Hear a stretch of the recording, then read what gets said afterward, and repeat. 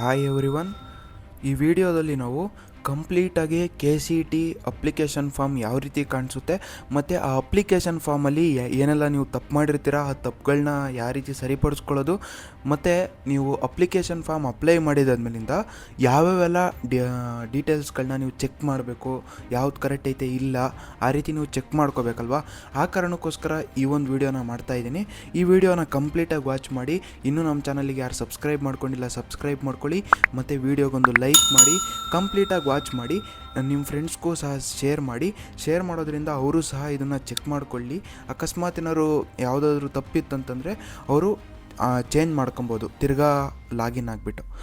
ಸರಿ, ಓಕೆ. ಇವಾಗ ಫಸ್ಟ್ ನೋಡಿ, ಅಪ್ಲಿಕೇಶನ್ ಫಾರ್ಮ್ ನೀವು ಅಪ್ಲೈ ಆದಮೇಲೆ ನೀವು ಅಪ್ಲಿಕೇಶನ್ ಫಾರ್ಮ್ನ ಡೌನ್ಲೋಡ್ ಮಾಡ್ಕೊಂಡಾಗ ಇಲ್ಲಿ ನೋಡಿರಿ ಫೈನಲ್ ಕಾಪಿ ಅಂತ ಬಂದಿರಬೇಕು. ಫೈನಲ್ ಕಾಪಿ ಅಂತ ಬಂದಿರುತ್ತೆ. ಅದಾದಮೇಲಿಂದ ಇಲ್ಲಿ ಅಪ್ಲಿಕೇಶನ್ ನಂಬರ್ ಅಂತ ಇದೆ. ಇಲ್ಲಿ ಅಪ್ಲಿಕೇಶನ್ ನಂಬರು ಪ್ರತಿಯೊಬ್ಬರದ್ದು ಸಪ್ರೇಟಾಗಿ ಪ್ರಿಂಟ್ ಆಗಿರುತ್ತೆ. ಅದಾದಮೇಲೆ ಇಲ್ಲಿ ನೋಡಿರಿ, ನೀವು ಚೆಕ್ ಮಾಡಬೇಕಾಗಿರೋದು ಇಲ್ಲಿ ಫೋಟೋ ಇರುತ್ತೆ. ಈ ಸೈಡ್ ಫೋಟೋ ಇರುತ್ತೆ. ಈ ಫೋಟೋ ಕರೆಕ್ಟಾಗಿ ಬಂದಿದೆಯಾ ಅಂತ ಒಂದು ಸಲ ಚೆಕ್ ಮಾಡ್ಕೊಳ್ರಿ. ಕೆಲವೊಂದು ಸತಿ ಏನಾಗುತ್ತೆ ಅಂತಂದರೆ ಫೋಟೋ ಜಾಗದಲ್ಲಿ ಸಿಗ್ನೇಚರ್ ಹಾಕಿರ್ತಾರೆ, ಸಿಗ್ನೇಚರ್ ಜಾಗದಲ್ಲಿ ಫೋಟೋ ಆಗಿರ್ತಾರೆ. ಆ ಕಾರಣಕ್ಕೋಸ್ಕರ ಕರೆಕ್ಟಾಗಿ ಬಂದಿದೆಯಾ ಅಂತ ನೋಡ್ಕೊಳ್ಳಿ. ಅದಾದಮೇಲಿಂದ ಕ್ಯಾಂಡಿಡೇಟ್ ನೇಮು, ನಿಮ್ಮ ನೇಮ್ ಕರೆಕ್ಟಾಗಿದೆಯಾ ನೋಡ್ಕೊಳ್ರಿ. 10th ಮಾರ್ಕ್ಸ್ ಕಾರ್ಡಲ್ಲಿ ಯಾವ ರೀತಿ ಇರುತ್ತೋ ನಿಮ್ಮ ನೇಮು ಅದೇ ರೀತಿ ನೇಮ್ ಇರಬೇಕಾಗುತ್ತೆ.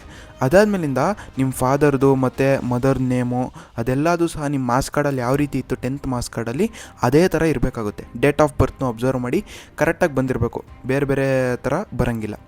ಅದಾದಮೇಲಿಂದ ಮೊಬೈಲ್ ನಂಬರು, ಇಮೇಲ್ ಕರೆಕ್ಟಾಗಿ ಕೊಡಿ. ಆಮೇಲೆ ನ್ಯಾಷನಾಲಿಟಿ ಕರೆಕ್ಟಾಗಿ ಕೊಡಿ, ಜೆಂಡರು ಅವೆಲ್ಲ ಕರೆಕ್ಟಾಗಿದೆಯಾ ನೋಡ್ಕೊಳ್ರಿ. ಮತ್ತು ಅಡ್ರೆಸ್ ಕರೆಕ್ಟಾಗಿದೆಯಾ ನೋಡ್ಕೊಳ್ರಿ, ಒಂದು ಸಲ ಚೆಕ್ ಮಾಡ್ಕೊಳ್ಳಿ. ಅದು ಅಪ್ಲೈಡ್ ಕೋರ್ಸ್ಗಳಲ್ಲಿ ನೀವು ಏನೇನೆಲ್ಲ ಚೆಕ್ ಮಾಡಬೇಕಂದ್ರೆ ಇಲ್ಲಿ PCMBನೇ ಕರೆಕ್ಟಾಗಿ ಕೊಟ್ಟಿದ್ದೀರಾ ಅಂತ ನೋಡ್ಕೊಳ್ಳಿ. PCMB ಕೊಟ್ಟರೆ ನೀವು ಕೌನ್ಸ್ಲಿಂಗಿಗೆ ಅಪ್ಲೈ ಮಾಡಬೇಕಾದ್ರೆ, ಅಂದರೆ ನಿಮಗೆ ಯಾವುದು ಕಾಲೇಜಿಗೆ ಸೀಟ್ ಅಲಾಟ್ ಆಗಬೇಕು ಅಂತ ನಿಮ್ಮ ಡ್ರೀಮ್ ಇರುತ್ತೋ, ಅಂದರೆ ಇವಾಗ ಫಾರ್ ಎಕ್ಸಾಂಪಲ್ ಇಂಜಿನಿಯರಿಂಗಿಗೆ ಹೋಗಬೇಕು ಅಂತಂದರೆ ಅಲ್ಲಿ PCM ಮಾತ್ರ ಕನ್ಸಿಡರ್ ಆಗುತ್ತೆ. ಏನು ರಿಸಲ್ಟ್ ಬಂದಾಗ ನಿಮ್ಮದು ಇಂಜಿನಿಯರಿಂಗಿಗೆ ಅಥವಾ ಬೇರೆ ಬೇರೆ ಕೋರ್ಸ್ಗಳಿಗೆ, ಅಂದರೆ ಇವಾಗ ಫಾರ್ ಎಕ್ಸಾಂಪಲ್ ಮೆಡಿಕಲ್ ಕೋರ್ಸ್ಗಳಿಗೆ ಬಿಟ್ಟು ಈಗ PCM ತಗೊಂಡ್ರೆ ಇಂಜಿನಿಯರಿಂಗ್ ಕೋರ್ಸ್ಗಳಿಗೆ ಬರುತ್ತೆ.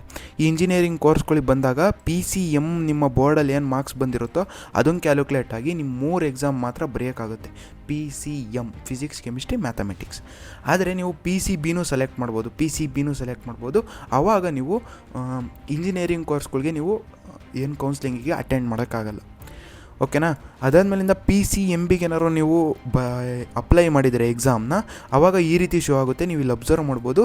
ಇಲ್ಲಿ physics, chemistry, mathematics, biology for all courses, ಅಂದರೆ ನೀವು ಎಲ್ಲ ಕೋರ್ಸ್ಗಳಿಗೂ ಸಹ ಅಪ್ಲೈ ಮಾಡ್ಬೋದು.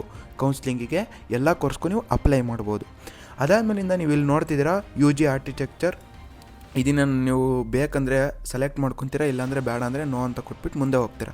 ಅದಾದಮೇಲಿಂದ ನೀವೇನಾದ್ರು ನೀಟ್ ಎಕ್ಸಾಮ್ನ ಬರೀತಿದ್ದಲ್ಲಿ ನೀಟಲ್ಲಿ ಬಂದಿದ್ದಂಥ ಮಾರ್ಕ್ಸ್ನ ಆಧರಿಸಿ ಕೌನ್ಸ್ಲಿಂಗಿಗೆ ಮೆಡಿಕಲ್ ಕೋರ್ಸ್ಗಳಿಗೆ ನೀವೇನಾದ್ರು ಜಾಯಿನ್ ಆಗಬೇಕಂತಂದರೆ ಕರ್ನಾಟಕದಲ್ಲಿ ಕೌನ್ಸ್ಲಿಂಗ್ ನಡೆಸೋದ್ರಿಂದ KE ಅವರೇ ಕೌನ್ಸ್ಲಿಂಗ್ ನಡೆಸ್ತಾರೆ. ನೀಟ್ ಎಕ್ಸಾಮಿಂದ ರಿಸಲ್ಟ್ನ ಕನ್ಸಿಡರ್ ಮಾಡಿ. ಆ ಕಾರಣಕ್ಕೋಸ್ಕರ ನೀವು ಈ ವರ್ಷ ಇಲ್ಲಿ ಕೊಟ್ಟಿದ್ದಾರೆ ಆಲ್ರೆಡಿ UG ನೀಟಿಗೆ ನೀವೇನಾದ್ರು ಎಕ್ಸಾಮ್ ಬರೆಯೋದಾದರೆ ಇಲ್ಲಿ ಹೌದು ಅಂತ ಕ್ಲಿಕ್ ಮಾಡಿ ಅಂತ. ಆ ಕಾರಣಕ್ಕೋಸ್ಕರ ನೀವು ಕ್ಲಿಕ್ ಮಾಡಿದ್ದೀರಾ ಅಂತಂದರೆ ಇಲ್ಲಿ ಅಪ್ಲೈ ಕೋರ್ಸಲ್ಲಿ ಶೋ ಮಾಡುತ್ತೆ ಈ ರೀತಿ. ಓಕೆನಾ. ಅದಾದಮೇಲೆ ಡಿಪ್ಲೊಮಾ ಇನ್ ಫಾರ್ಮಸಿ ನೀವು ಬೇಕಾದರೆ ಸೆಲೆಕ್ಟ್ ಮಾಡ್ಕೊಳ್ಳಿ, ಇಲ್ಲಾಂದರೆ ನೋ ಅಂತ ಕೊಟ್ಟು ಮುಂದುವರಿ. ಅದಾದಮೇಲಿಂದ ಅಗ್ರಿಕಲ್ಚರ್ ಎಕ್ಸಾಮು. ಈ ಅಗ್ರಿಕಲ್ಚರ್ ಎಕ್ಸಾಮ್ಗೆ ಯಾರು ಎಸ್ ಅಂತ ಕೊಟ್ಟಿರ್ತೀರ, ಅದಾದಮೇಲೆ ನೀವು ಕಾಲೇಜ್ನ ಸೆಲೆಕ್ಟ್ ಮಾಡಿರ್ತೀರ. ಆ ಕಾಲೇಜ್ ಆಫ್ ಅಗ್ರಿಕಲ್ಚರು ಪ್ಲಸ್ ಇಲ್ಲಿ ಅಡ್ರೆಸ್ ತೋರಿಸುತ್ತೆ ಯಾವ ಕಾಲೇಜು ಅಂತ. ಇವಾಗ ಫಾರ್ ಎಕ್ಸಾಂಪಲ್ ಬೆಂಗಳೂರು ಕಾಲೇಜ್ ಆಗಿರ್ಬೋದು, GKVK ಆ ರೀತಿ ಅಡ್ರೆಸ್ ತೋರಿಸುತ್ತೆ. ಓಕೆನಾ. ಅಡ್ರೆಸ್ ತೋರಿಸಿದಾಗ ಇಲ್ಲಿ ತೋರಿಸಿರುತ್ತೆ. ಓಕೆನಾ. ಅದಾದಮೇಲಿಂದ ನಿಮ್ಮ ಎಕ್ಸಾಮ್ ಪ್ರಿಯಾರಿಟಿ ಕರೆಕ್ಟಾಗಿ ಬಂದಿದೆಯಾ ಅಂತ ಚೆಕ್ ಮಾಡ್ಕೊಳ್ಳಿ. ನೀವು ಯಾವುದು ನಿಯರ್ ಇರುತ್ತೋ ಅದನ್ನು ಪ್ರಿಯಾರಿಟಿ 1ಗೆ ಹಾಕ್ಕೊಂಡಿರ್ತೀರ. ಅದಾದಮೇಲಿಂದ ನಿಯರ್ ಸ್ವಲ್ಪ ಇನ್ನು ದೂರದಲ್ಲಿ ಐತೆ ಅಂದರೆ ಅದು ಪ್ರಿಯಾರಿಟಿ 2ಗೆ ನೀವು ಸೆಲೆಕ್ಟ್ ಮಾಡ್ಕೊಂಡಿರ್ತೀರ. ಅವೆರಡು ಇಲ್ಲಿ ಕರೆಕ್ಟಾಗಿ ಶೋ ಆಗಿರಬೇಕು. ಓಕೆನಾ. ಇದೆಲ್ಲ ನೋಡಿದಾದ್ಮೇಲಿಂದ ಇಲ್ಲಿ ಎಲಿಜಿಬಿಲಿಟಿ ಕೋಡಿದು ಇಲ್ಲಿ A ಆಗಿರ್ಬೋದು, B ಆಗಿರ್ಬೋದು, C ಆಗಿರ್ಬೋದು ಈ ರೀತಿ ಶೋ ಮಾಡ್ತಿರುತ್ತೆ. ಓಕೆನಾ. ಅದು ಕರೆಕ್ಟಾಗಿ ಬಂದಿದೆಯಾ ಅಂತ ನೀವು ಒಂದು ಸತಿ ನೋಡ್ಕೊಳ್ಳಿ.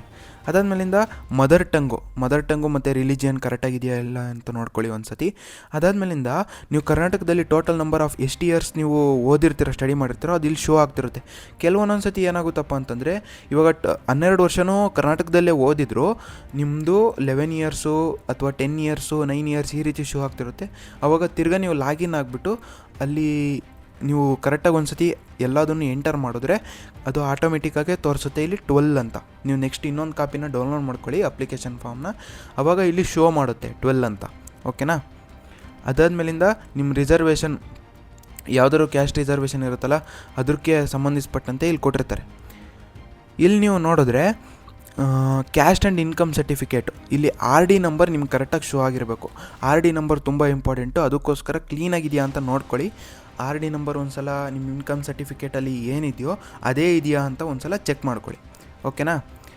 ಅದಾದಮೇಲಿಂದ ಆ್ಯನ್ಯುವಲ್ ಇನ್ಕಮ್ ಇದರಲ್ಲಿ ಎಷ್ಟೈತೋ ಅಷ್ಟೇ ಬಂದಿದೆಯಾ ಅಂತ ಒಂದು ಸತಿ ಚೆಕ್ ಮಾಡ್ಕೊಳ್ಳಿ. ಇನ್ಕಮ್ ಸರ್ಟಿಫಿಕೇಟಲ್ಲಿ ಎಷ್ಟಿದೆಯೋ ಅಷ್ಟೇ ಬಂದಿದೆಯಾ ಅಂತ ಒಂದು ಸಲ ಚೆಕ್ ಮಾಡ್ಕೊಳ್ಳಿ. ಅದಾದಮೇಲಿಂದ ನೀವು ರಿಸರ್ವೇಷನು ಇದೇ ತುಂಬ ಇಂಪಾರ್ಟೆಂಟು.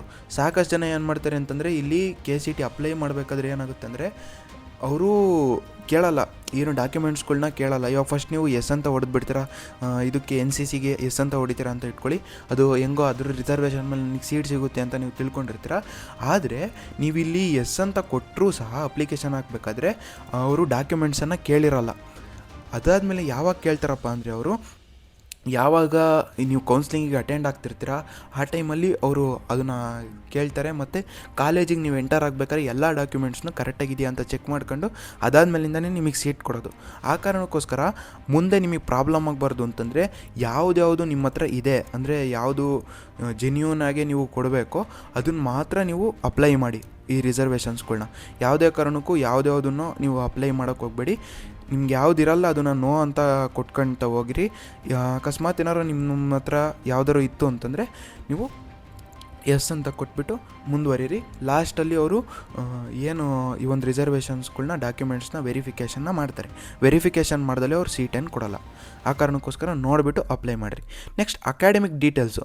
ಇಲ್ಲಿ ಅಕಾಡೆಮಿಕ್ ಡೀಟೇಲ್ಸಲ್ಲಿ ನೀವು ಅಬ್ಸರ್ವ್ ಮಾಡ್ಬೋದು, ಕರ್ನಾಟಕದಲ್ಲಿ 12 ವರ್ಷ ಓದಿದ್ದವ್ರಿಗೆ ಇಲ್ಲಿ ಅಪಿಯರ್ ಆಗ್ತಿರುತ್ತೆ. ಮತ್ತು ಕಾಲೇಜ್ ಟೈಪ್ ಆಗಿರ್ಬೋದು ಅದೆಲ್ಲ ಇಲ್ಲಿ ಅಪಿಯರ್ ಆಗ್ತಿರುತ್ತೆ. ಮತ್ತು ಯಾವ ಬೋರ್ಡು ನಿಮ್ಮದು Karnataka state board, ICSE, CBSE ಈ ರೀತಿ ಇರುತ್ತಲ್ಲ ಅದೆಲ್ಲ ಇಲ್ಲಿ ತೋರಿಸ್ತಾ ಇರುತ್ತೆ. ಓಕೆನಾ? ಅದಾದಮೇಲೆ ಇಲ್ಲಿದೇ ರೀತಿ ನೀವು ಕೆಳಗಡೆ ಬಂದರೆ ಇಲ್ಲಿ SSLC ರಿಜಿಸ್ಟ್ರೇಷನ್ ನಂಬರ್ ತೋರಿಸ್ತಿರುತ್ತೆ, ಅದನ್ನು ಸಹ ಒಂದು ಸಲ ಕ್ರಾಸ್ ವೆರಿಫೈ ಮಾಡ್ಕೊಳ್ಳಿ. ಅದಾದಮೇಲಿಂದ ನೀವು ಇಲ್ಲಿ ನೋಡ್ಬೋದು, ನೀವೇನಾದ್ರು ಡ್ರಾಪರ್ಸ್ ಆಗಿದ್ದರೆ ಅಥವಾ ಮತ್ತೊಂದು ಸಲ ನೀವು ಎಕ್ಸಾಮ್ನ ಬರೀತಿದ್ರೆ ನೀವು 2026ಗಿಂತ ಮುಂಚೆ ಏನಾದ್ರು ನೀವು ಎಕ್ಸಾಮನ್ನು CET ಅಥವಾ NEET ಬರೆದಿದ್ರೆ ಇಲ್ಲಿ ನಿಮಗೆ ಎಸ್ ಅಂತ ಕೊಡಬೇಕು. ಅಕಸ್ಮಾತ್ ಇಲ್ಲ ಅಂತಂದರೆ ನೀವು ನೋ ಅಂತ ಇಲ್ಲಿ ಶೋ ಆಗ್ತಿರಬೇಕು. ಅದಾದಮೇಲೆ ಸ್ಟಡಿ ಡೀಟೇಲ್ಸ್ನ ಕೇಳುತ್ತೆ. ಈ ಸ್ಟಡಿ ಡೀಟೇಲ್ಸಲ್ಲಿ ಏನಾಗುತ್ತಪ್ಪ ಅಂದರೆ ಪಾಸಿಂಗ್ ಇಯರ್ ಎಲ್ಲ ಕರೆಕ್ಟಾಗಿ ನೋಡ್ಕೊಳ್ಳಿ, 12 ಇಯರ್ಸ್ದು ನಿಮ್ಗೆ ಕರೆಕ್ಟಾಗಿದೆಯಾ ಅಂತ. ಅದಾದಮೇಲೆ ನಿಮ್ಮ ಸ್ಕೂಲ್ ಅಡ್ರೆಸ್ಸು, ಈ ಸ್ಕೂಲ್ ಅಡ್ರೆಸ್ಸು ಮತ್ತು ನೇಮು ಕರೆಕ್ಟಾಗಿದೆಯಾ ಅಂತ ಒಂದು ಸತಿ ವೆರಿಫೈ ಮಾಡ್ಕೊಳ್ಳಿ. ಆವಾಗ ನಿಮ್ಗೆ ಕಂಪ್ಲೀಟಾಗಿ 1 to 12ವರೆಗೂ ಕರೆಕ್ಟಾಗಿದೆಯಾ ಅಂತ ಒಂದು ಸಲ ಚೆಕ್ ಮಾಡ್ಕೊಳ್ಳಿ. ಅದಾದಮೇಲೆ ಇಲ್ಲಿ ನೀವು ಪೇಮೆಂಟ್ ಏನು ಮಾಡಿರ್ತಾರೆ ಎಕ್ಸಾಮ್ ಫೀಸ್ನ ಅದು ಇಲ್ಲಿ ಶೋ ಆಗ್ತಿರುತ್ತೆ. ಅಪ್ಲಿಕೇಶನ್ ನಂಬರ್ ಏನಿರುತ್ತೆ ಇಲ್ಲಿ ಶೋ ಆಗ್ತಿರುತ್ತೆ. ಅದಾದಮೇಲಿಂದ ಅಪ್ಲಿಕೇಶನ್ ಫೀಸ್ ನೀವು ಎಷ್ಟು ಕಟ್ಟಿರ್ತೀರ ಅಷ್ಟು ಇಲ್ಲಿ ತೋರಿಸ್ತಿರುತ್ತೆ. ಮತ್ತು ಪೇಯ್ಡ್ ಡೇಟು ಸಹ ತೋರಿಸ್ತಿರುತ್ತೆ. ಮತ್ತು ರೆಫರ್ ನಂಬರ್ ತೋರಿಸ್ತಿರುತ್ತೆ ಬ್ಯಾಂಕಿಂದ. ನೀವಿಲ್ಲಿ ಅಬ್ಸರ್ವ್ ಮಾಡ್ಬೋದು, ಇಲ್ಲಿ ಕೆಲವೊಂದಷ್ಟು ನೋಟ್ ಪಾಯಿಂಟ್ಸ್ಗಳನ್ನ ಕೊಟ್ಟಿದ್ದಾರೆ. ಇದರಲ್ಲಿ ಏನು ಕೊಟ್ಟಿದ್ದಾರಪ್ಪ ಅಂತಂದರೆ ಯಾವಾಗ ನಿಮ್ಮ ಪ್ರೊಸೆಸ್ಸು ಕಂಪ್ಲೀಟ್ ಆಗುತ್ತೋ, ಈ ಒಂದು ಅಪ್ಲಿಕೇಶನ್ ಹಾಕೋ ಒಂದು ಪ್ರೊಸೆಸ್ ಕಂಪ್ಲೀಟ್ ಆಗುತ್ತೋ ಅದಾದಮೇಲೆ ನೀವು ಫೈನಲ್ ಪ್ರಿಂಟೌಟ್ನ ತೆಗೆದಿಟ್ಕೊಳ್ರಿ. ಈ ಫೈನಲ್ ಪ್ರಿಂಟೌಟ್ನ ಯಾವಾಗ ಡಾಕ್ಯುಮೆಂಟ್ ವೆರಿಫಿಕೇಷನ್ ಮಾಡ್ತಿರ್ತಾರೋ ಆವಾಗ ಈ ಒಂದು ಸೇಮ್ ಪ್ರಿಂಟೌಟ್ನ ಅವರು ನೀವು ಸಬ್ಮಿಟ್ ಮಾಡಬೇಕಾಗುತ್ತೆ. ಮತ್ತು ಇನ್ನೊಂದೇನಪ್ಪ ಅಂತಂದರೆ ಈ ಕ್ಯಾಸ್ಟ್ ಆ್ಯಂಡ್ ಇನ್ಕಮ್ ಸರ್ಟಿಫಿಕೇಟ್ನ ನೀವೇನು ಪ್ರೊವೈಡ್ ಮಾಡಿರ್ತೀರ ಅಂದರೆ ಮೆನ್ಷನ್ ಮಾಡಿರ್ತೀರ RD ನಂಬರು ಅದನ್ನೆಲ್ಲ ಹಾಕಿರ್ತೀರ ಅಪ್ಲಿಕೇಶನ್ ಹಾಕಬೇಕಾದ್ರೆ ಅದೇ ಒಂದು ಸೇಮ್ ಇರಬೇಕು. ಯಾವಾಗಪ್ಪ ಅಂತಂದರೆ ಸೀಟ್ ಸೆಲೆಕ್ಷನ್ ಪ್ರೊಸೆಸ್ ಆಗಬೇಕಾದ್ರೆ. ಓಕೆನಾ? ಯಾವುದೇ ಕಾರಣಕ್ಕೂ ಚೇಂಜ್ ಮಾಡೋಕ್ಕೆ ಹೋಗಬೇಡಿ. ಈ ಒಂದು ಕ್ಯಾಸ್ಟ್ ಮತ್ತು ಕ್ಯಾಟಗರಿನ ಚೇಂಜ್ ಮಾಡೋಕ್ಕೆ ಹೋಗಬೇಡಿ. ಅದಾದಮೇಲೆ ಇವಾಗ ಲಾಸ್ಟಲ್ಲಿ ನೀವು ಇಲ್ಲಿ ಅಬ್ಸರ್ವ್ ಮಾಡಿದ್ರೆ ಇಲ್ಲಿ ಸಿಗ್ನೇಚರ್ ಇರುತ್ತೆ, ಸ್ಟೂಡೆಂಟ್ ಸಿಗ್ನೇಚರು. ಇದು ಕರೆಕ್ಟಾಗಿದೆಯಾ ಅಂತ ಒಂದು ಸಲ ಚೆಕ್ ಮಾಡ್ಕೊಳ್ಳಿ. ನಮ್ಮ ಚಾನಲಿಗೆ ಸಬ್ಸ್ಕ್ರೈಬ್ ಆಗೋದನ್ನು ಮರಿಬೇಡಿ. ಮುಂದಿನ ವೀಡಿಯೋದಲ್ಲಿ ಸಿಗೋಣ. ಅಲ್ಲಿವರೆಗೂ ಟೇಕ್ ಕೇರ್, ಬಾಯ್.